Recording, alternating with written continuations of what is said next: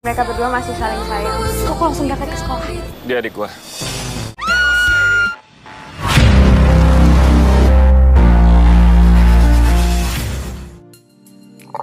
Pagi itu dengan wajah tenangnya, Zara menyambut kedatangan Fata di depan ruko. Zara sih sedikit mendengarkan penjelasan yang sebenarnya nggak penting lagi untuk dia dengar, karena keputusannya tetap akan sama. Aku bisa aja percaya kamu dijebak, tapi aku nggak mau punya hak untuk marah. Aku ngerti semua yang ingin kamu jelaskan, Fatah. Namun yang perlu aku dengar sudah cukup. Yang belum bisa aku pahami, aku biarkan waktu yang ngerjain. Ujar Zara nih guys, menutup pembicaraan panjang lebar dari Fatah. Lalu Zara melangkah pergi dari sana, meninggalkan Fatah yang nelangsa. Dan bisa ditebak, tangan Fatah meraih kertas catatan yang Zara tinggalkan di atas meja. Dari Ken, terlalu cepat untuk nyembuhin luka yang bahkan belum kering. Fata cuma bisa ngebatin sendiri guys setelah membaca siapa pengirim hidangan ala Amerika di pagi itu untuk Zara. Ya, hubungan Fata dan Zara sepertinya akan semakin sulit menemukan titik terangnya. Selain Zara semakin menguatkan diri untuk menutup pintu hatinya, namun juga karena Fata telah mengira kalau perubahan sikap Zara sejak kemunculan Ken dengan segala perhatiannya. Sampai-sampai Ken udah begitu paham pada kondisi asam lambung Zara segala, ya kan? Gue udah tahu kenapa Zara menjauh dari gue. Itu karena Zara sudah lebih dekat dengan Ken, jauh dari kejadian semalam. Nah guys, Fata menjelaskan panjang lebar nih tentang perhatian spesial Ken ke Zara pada Harry, Mohan, dan Raisa saat mereka ketemuan di parkir motor sekolah. Jelas dong, Mohan yang paling tahu langsung coba membantah. Namun bantahan Mohan tanpa alasan yang jelas, ya sama aja pepesan kosong. Bagi Fata saat ini, pemikirannya udah mutlak. Itulah alasannya kenapa Zara menjauhinya.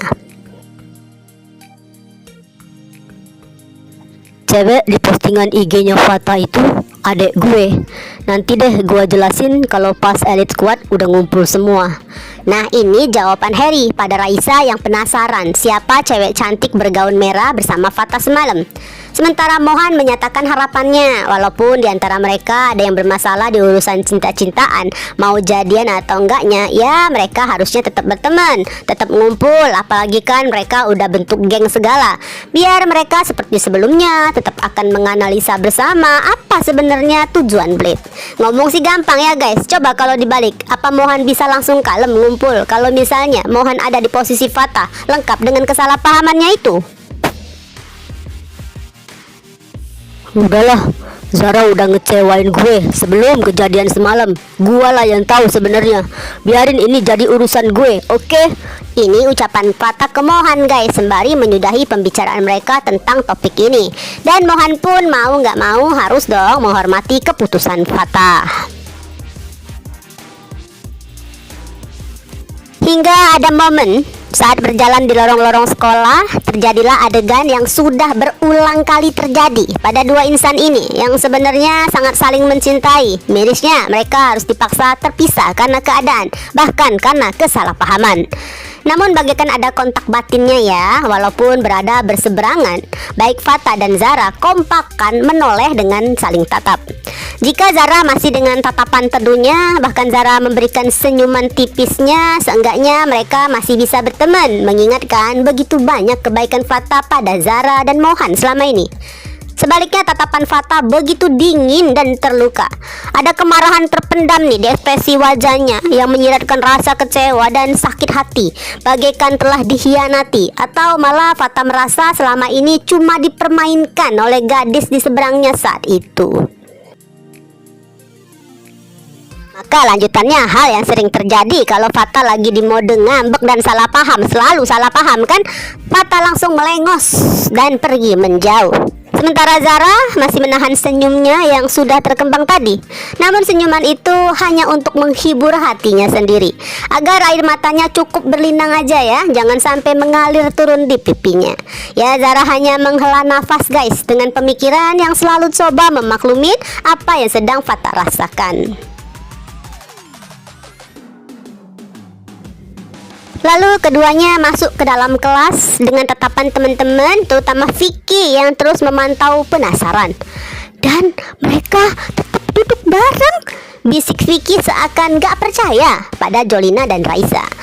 Sepertinya Vicky mengira nih guys, setelah kejadian heboh semalam, dengan yang terlihat Fata sudah mengumumkan pada dunia bahwa dirinya telah punya pasangan baru selain Zara. Maka normalnya cewek lain yang dekat dengan seorang laki pasti akan ngambek, marah, atau pindah tempat duduk gitu, jangan sampai sebelahan. Atau mungkin ya seharusnya Fata yang memilih setia pada cewek barunya, jadi Fata yang pindah duduk agar nggak tergoda pesona Zara lagi. Harusnya kan seperti itu. Namun kenyataannya mereka tetap duduk sebelahan. Itu karena sebenarnya mereka berdua masih saling sayang. Cuma mereka nggak punya cara buat ngomong itu lagi. Nah guys, ini adalah jawaban Raisa pada Vicky. Suara Raisa cukup kencang ya untuk disebut berbisik. Harusnya sih sekelas yang kebetulan cuma Mohan, Vio, Harry, William, Jolina, Vicky bisa mendengarnya. Apalagi yang sedang digosipin kan. Namun saat itu Fata dan Zara belagak budak aja ya. Mereka sok sibuk dengan gerakannya, yang lagi-lagi malah menimbulkan chemistry yang membuat luka di hati mereka makin perih. Hampir aja tangan Fata dan Zara bersentuhan saat meraih tas mereka di bawah meja. Alhasil keduanya saling pandang dan tatapan Fata yang seakan siap meluncurkan nuklir rudal bom atom ke Zara, saking marahnya. Sampai rumah nanti aku ganti baju, udah itu langsung berangkat ke sekolah ya Ma. Ini adalah ucapan Akila nih guys ke Mama Mayang. Jadi sekitar jam 11-an lebih gitu, Akila udah nyampe nih ke Jakarta.